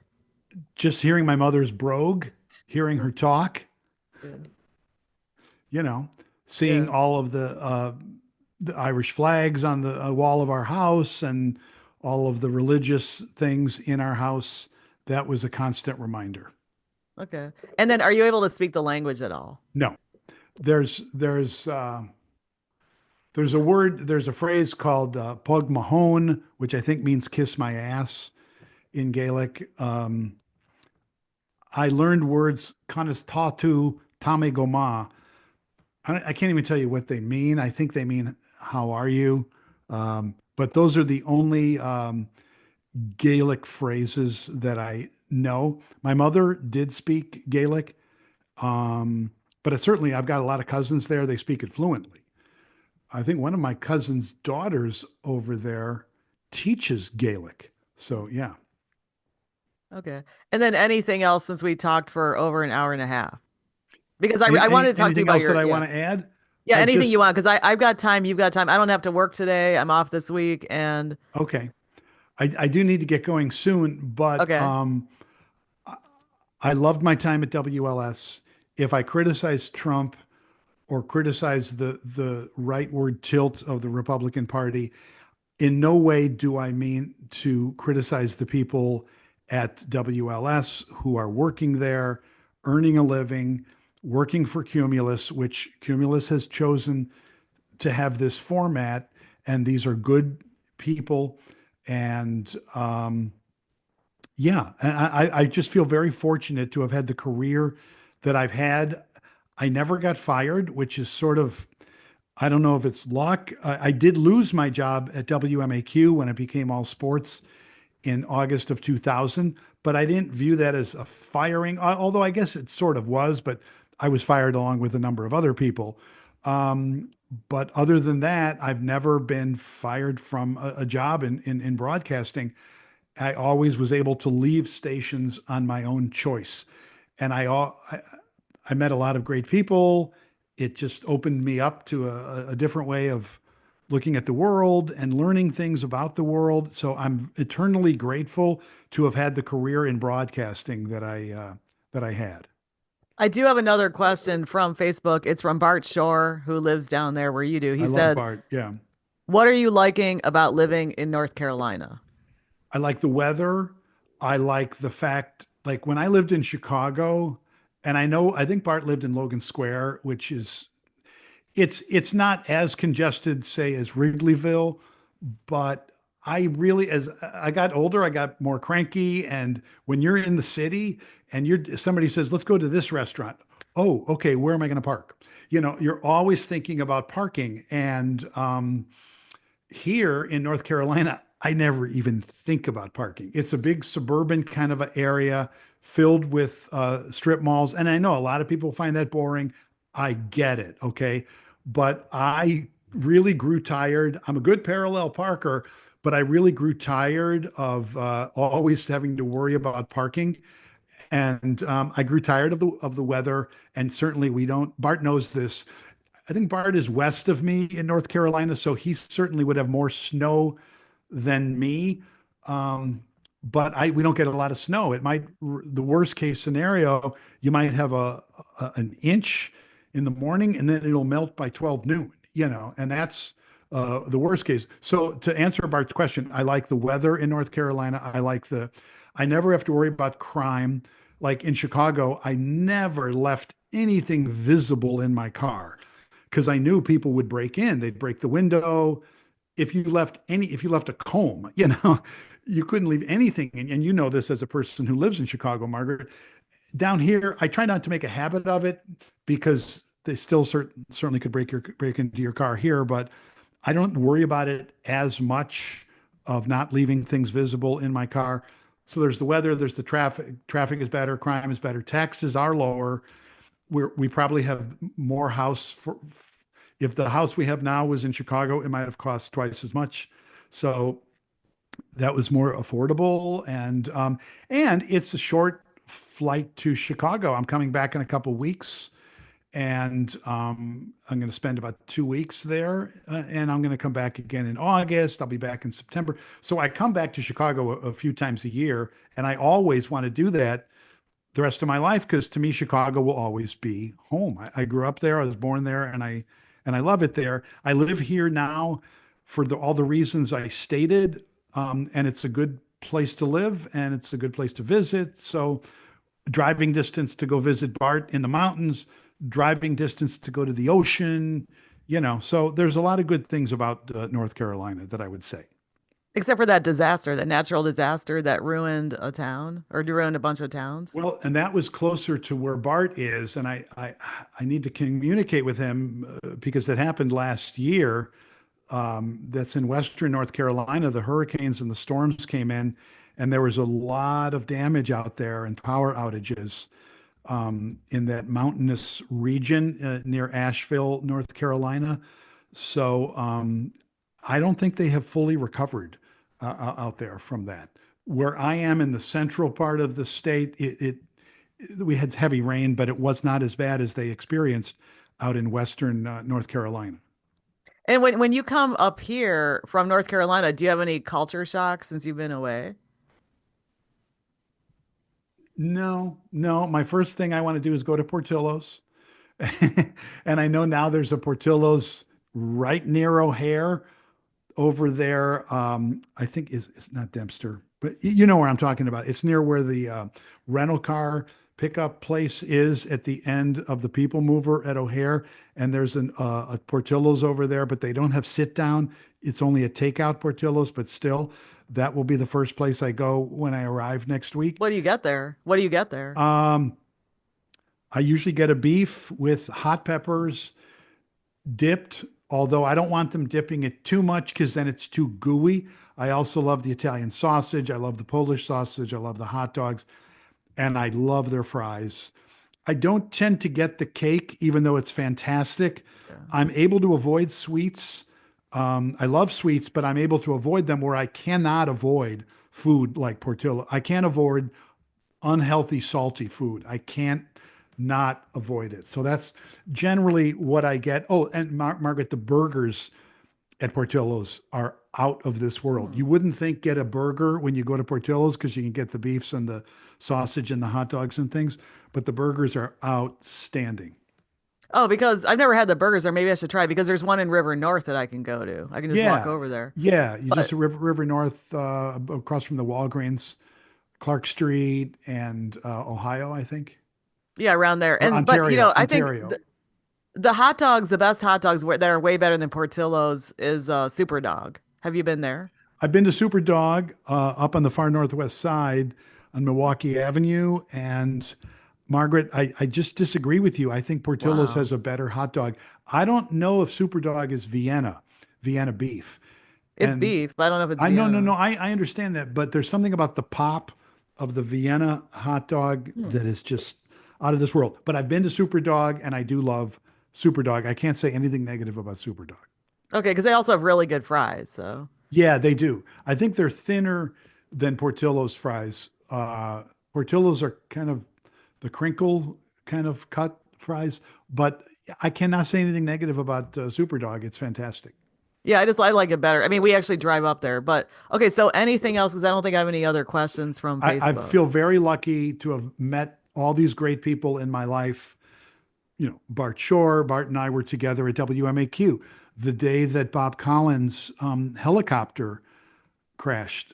Bart was in the chopper for us at WMAQ doing these on the spot, not on the spot, but he got as close as he could to the scene up there in Waukegan, I think is where it happened. And I was anchoring afternoons at the time on WMAQ with Chris Roebling, and we were on all afternoon on this huge story about the death of Bob Collins. And Bart is the ultimate pro. He's just fantastic.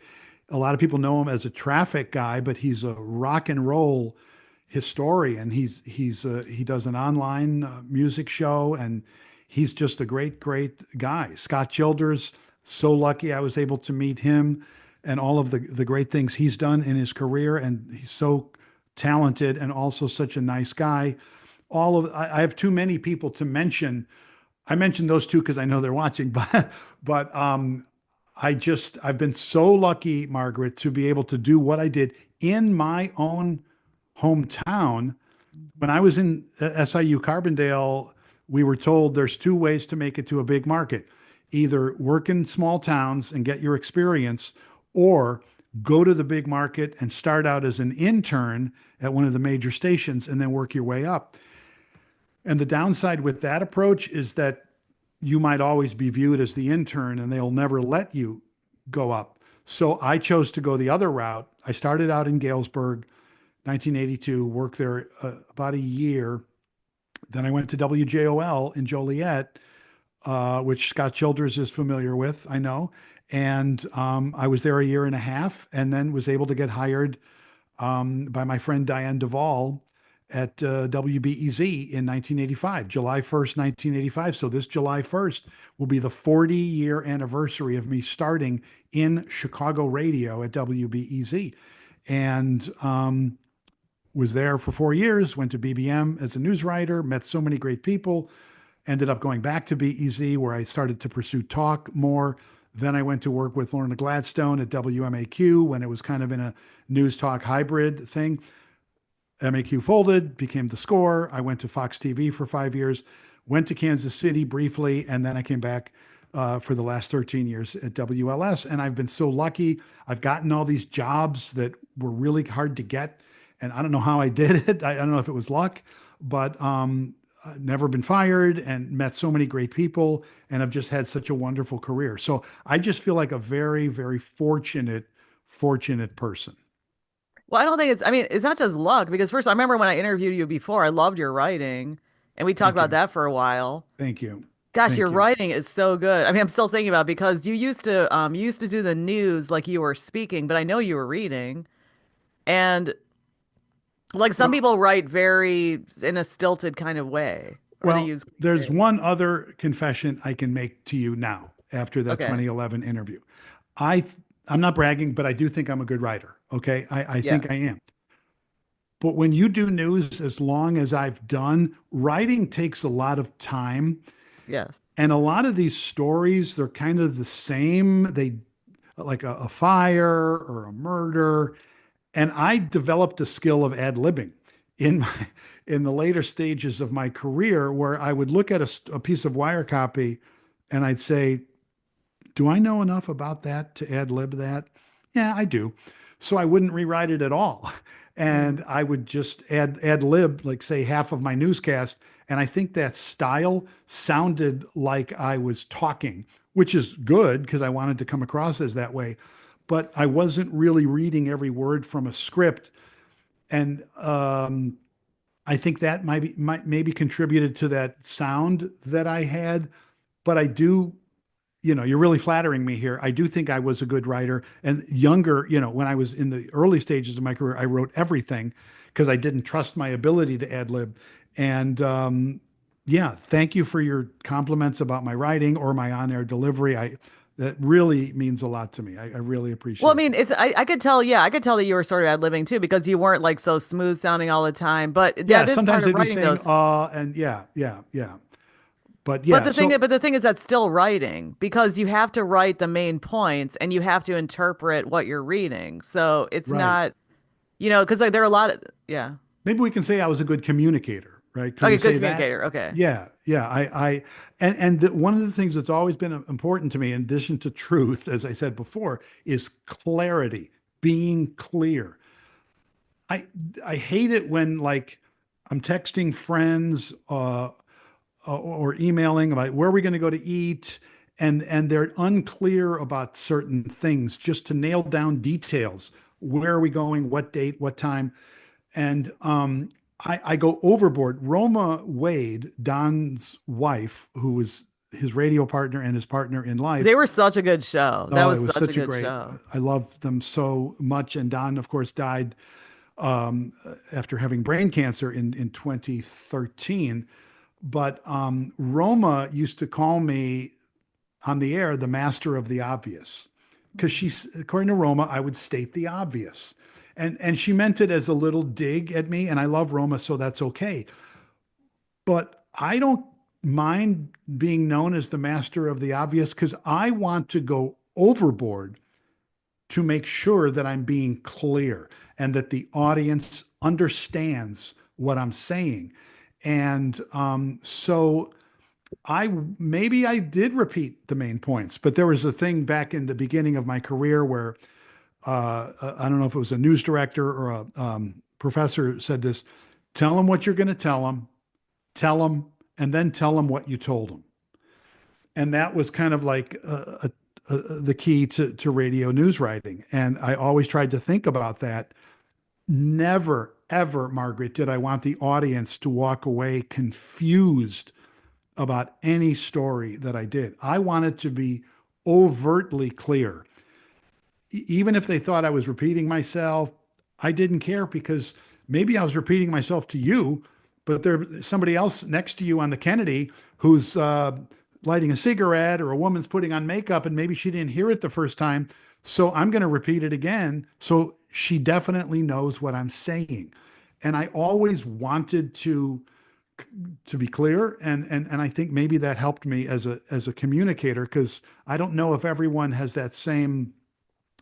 They're like, oh, these people are smart, they get it, I'm not going to have to be overly clear. Yet that's not. I'm not saying people. I'm not saying the audience is dumb, but they're listening in a car radio on a small speaker. They got a million things going on. They're watching that car in front of them. You've got to be clear to get their attention and to inform them of what you're trying to inform them of the news of the day. Well, Scott Childers said, I would see John's script and News Boss and his ability to deliver the stories with bullet points. And then he added, amazing exclamation point. Wow, thank you, Scott. Yeah, I would sometimes. I would type out bullet points if I didn't feel like rewriting the whole thing, but I didn't under. But the copy was too wordy for me to successfully ad lib. Then I would type bullet points, and I also did that with sound. Um, I might cut a sound bite to put in my story, Mm. and I might ad lib the story, but I would write out the intro to the soundbite because I wanted to make sure that that was clear and that it flowed well into the for instance, Mayor Daley says there are three reasons why he needs to raise taxes, and then the bite would be: one, we need the money; two, it's a good idea. But I needed to write into that soundbite successfully to add to the flow of that story. And so if I chose to ad lib, if I was using sound, I usually did write out the line that goes into that soundbite so that that came across successfully. Okay, and then I guess some people really are watching consistently because we've gone for a while. But anything else? Just thank you for doing this and for talking to me. I feel very honored because you're Really. so well You're the respected. pro, man. You've been like I'm just like on the I look at all I'm still toiling. look at the list of all those people you interviewed. I don't have that kind of list. I'm just Yeah, starting a but I'm podcast. There's toiling. like 5 shows, you know.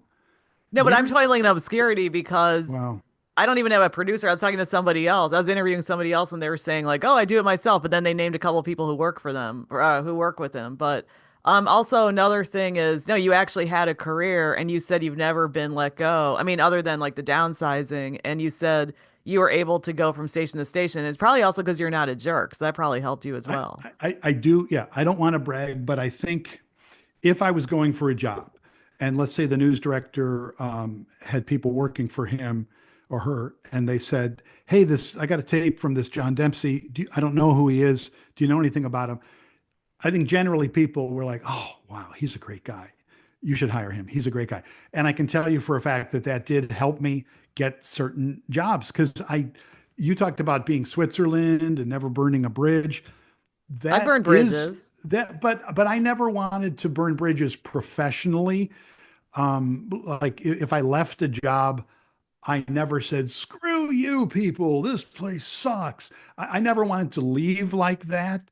And I never did leave like that. And I'm a nice person. I'm a people person. I want to be nice to people. And I think that kind of did help me get jobs over the years. And so, yeah, I keep saying luck. I know that I've had some skill, but I do feel very fortunate and lucky that I had the career that I had. Well, your mom would say you're blessed. She wouldn't say you're lucky. Not that I My know mother your thought I mom. was like the second coming of God, so that's the whole Irish mother thing. But But she would say something like, "Oh, you're so talented," or "God is blessing you," or something, because you she said she was listened very to me Catholic. every day. Yeah, she would Oh, that's listen every nice. day. Yeah, so So, any advice for people out there? Okay, first of all, can you please say what your podcast is again? Please say the name where we can find it.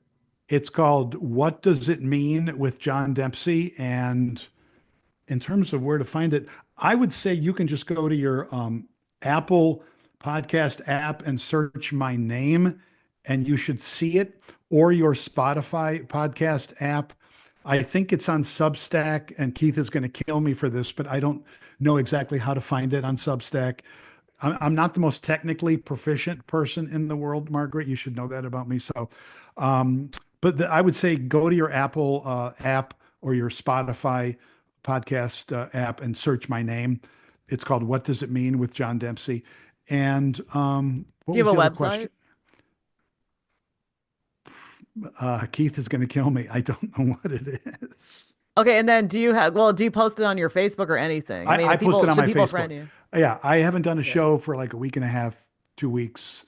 So I haven't posted anything lately, but so it's a sporadic thing. I originally thought we would do it every week, and then Keith, uh, we've gotten our signals crossed, so I haven't had a show every single week. But when I do a new show, I will have it on my Facebook page. Yes, Okay, so people should find you on Facebook. And what's your Facebook? just John Dempsey. Okay. That's the way to find. Yeah, just search John Dempsey. And I think you were going to ask me advice for young people.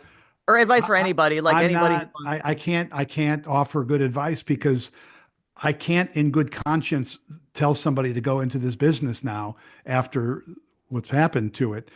Um, but I would think you would be better than me to offer people that advice because we talked about the revolution in digital media. I think you know a lot more about that than I do, and be a journalist with your phone to go out and be kind of a one man band of reporting.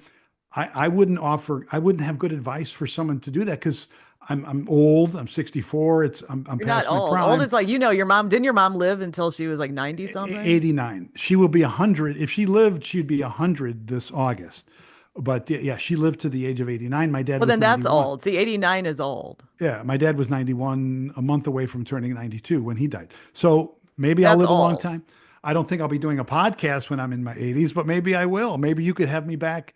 We can make this a regular thing. You could interview me like every 5 or 10 years or something, you know? Yeah. But I mean, old is not 64, so maybe you should change your thinking there. Okay, I should. I should. Because especially I because your parents lived, until they were yes, old. you're So right. Maybe I have a lot more years left. You're right. Good. But All right. thank you for doing this with me.